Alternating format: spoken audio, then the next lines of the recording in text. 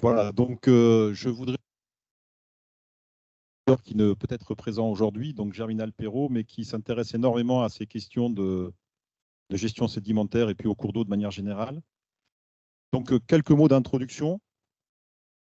Alors, comme vous le savez, Épidore est par ses fonctions amené à regarder attentivement la rivière Dordogne et ses affluents.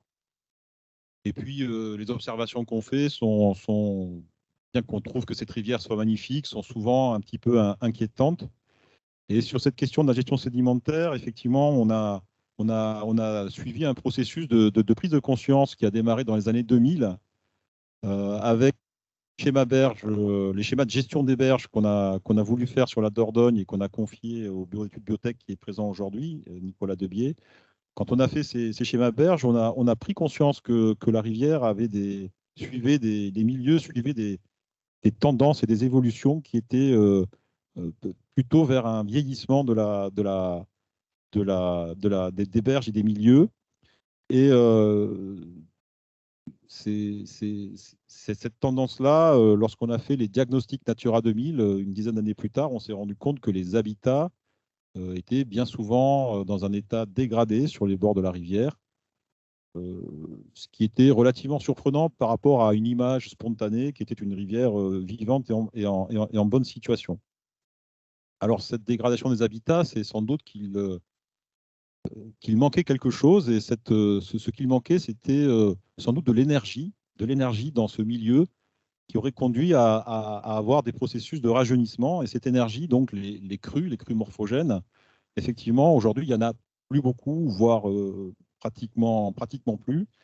Et donc, on a réfléchi, dans le cadre de la Convention éclusée, à remettre un petit peu d'énergie dans le système à travers la réinstallation, la réinstauration je dirais, volontaire de crues morphogènes en mobilisant les stocks retenus dans les grands barrages. Cette réflexion a eu lieu dans le cadre de la Convention éclusée avec EDF, l'Agence de l'eau, l'État et Épidore. Et puis, on n'a pas vraiment réussi à aller jusqu'au bout sur la restauration de crues morphogènes. Et donc, on n'a pas réussi à contrecarrer ces tendances à ce jour. En 2020, il s'est lancé, enfin, il y a une thèse qui a été lancée avec Fabien, la thèse de Fabien Bouteau, qui est ici présent, sur l'état sédimentaire de la Dordogne. Et cette thèse a produit notamment des chiffres, à qualifier et quantifier les évolutions. Et on a pris conscience qu'il manquait chaque année plusieurs milliers de mètres cubes à la Dordogne pour être dans un état sédimentaire satisfaisant, 4000 mètres cubes sans doute, mais enfin, je ne veux pas dévoiler les chiffres que Fabien nous rappellera tout à l'heure. Et puis au total, ces 4000 mètres cubes annuels, si on y ajoute ce qui a été retiré à une époque pendant les phases d'extraction, on a des volumes de sédiments manquants dans la rivière qui sont excessivement importants, de plusieurs millions de mètres cubes. Ce sont des chiffres impressionnants qui donnent un petit peu l'ordre de grandeur du problème auquel on souhaite travailler avec vous aujourd'hui. Donc on est devant une rivière qui subit un processus lent d'appauvrissement sédimentaire. Processus lent, donc on n'a pas forcément conscience, je dirais, quand on se lève le matin, que la rivière est différente de la veille, mais ces processus lents conduisent progressivement à une érosion de son état sédimentaire et puis de son état écologique général. Le LIFE Rivière Dordogne qu'on a mis en place depuis 2021 est là pour nous donner quelques éléments de réponse par rapport à cette situation. Donc on en parlera aussi tout à l'heure. Et ce live contient finalement deux axes qui nous paraissent importants. Il préfigure une gestion sédimentaire de la Dordogne couplée à une maîtrise foncière de ces berges, ou de certains secteurs de ces berges. Et ces deux aspects, maîtrise foncière et gestion sédimentaire, sont très liés, et vous le comprendrez tout à l'heure. Donc, à l'issue de ce programme LIFE, on aura bien avancé sur les aspects conceptuels, mais il faudra évidemment mettre en œuvre cette stratégie foncière, cette stratégie sédimentaire. Et là, c'est encore aussi un grand défi parce que pendant des années, on a plutôt retiré des sédiments. Vous avez entendu aussi ce qui se passe sur la partie dans le nord de la France avec des crues. Et c'est vrai que la première réaction qu'on a, c'est qu'il faut curer les cours d'eau. Donc, on a quand même devant nous une difficulté qui est l'appropriation, la compréhension, la pédagogie de ce qu'on veut faire et l'appropriation par les riverains de la nécessité de mettre en place une gestion sédimentaire qui consiste à réinjecter finalement des sédiments dans les cours d'eau. Donc cette question d'acceptation sociale et des craintes que peut susciter cette gestion sédimentaire, c'est véritablement un enjeu fort pour nous. Remettre des galets dans la rivière, c'est bien. Après, il faut quand même qu'ils bougent, ces galets. Donc, il y a aussi une question de dynamique fluviale, il y a une question de débit. Et là, il y aura également une question à traiter avec il y a une interface, une conciliation à trouver, une nouvelle conciliation à trouver avec la gestion de l'amont de la Dordogne et des grands barrages. Donc, il y a un travail là-dessus à creuser également et qui ne sera sans doute pas simple. Bon, il y a donc ces difficultés qui sont devant nous, mais il y a quand même des éléments très, très positifs aussi, hein.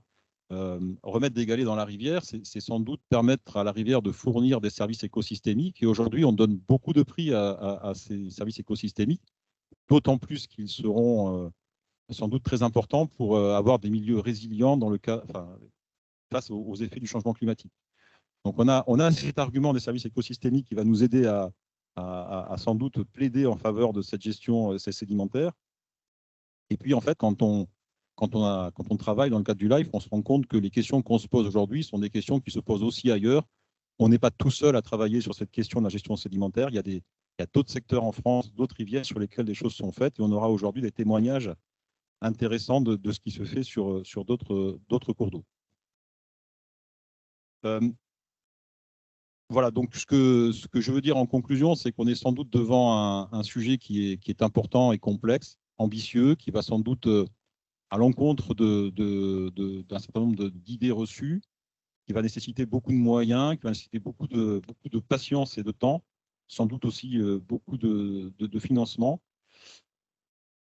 Et c'est un sujet finalement qui est naturellement dans les objectifs d'un EPTV comme Épidore, d'autant plus qu'on est propriétaire de ce domaine public fluvial, donc à l'aval des Chênes. Et donc, on est complètement légitime à traiter ces questions complexes et également légitime par rapport au fait qu'on est propriétaire et responsable quelque part de l'état écologique de ces grands cours d'eau. La mise en œuvre de cette stratégie sédimentaire va mobiliser beaucoup de gens et je suis content de voir qu'aujourd'hui, on est nombreux dans cette salle et il y a également beaucoup de représentants de syndicats de rivières qui vont avoir un rôle important à jouer sans doute avec nous dans la mise en œuvre de cette stratégie sédimentaire. Donc aujourd'hui, c'est un petit peu le temps T0 d'une nouvelle réflexion. On compte sur vous pour nous aider à la dimensionner. On compte sur les intervenants pour nous aider à réfléchir et à préciser les choses. Mais sur vous, dans la salle également, on compte sur vous pour poser des questions et nous aider à bien définir et bien poser l'atterrissage de cette question sédimentaire sur la Dordogne. Donc, je vous remercie d'être présent aujourd'hui et je vous enjoins à poser toutes les questions que vous souhaiterez, de telle sorte que ce séminaire soit productif. Merci à vous.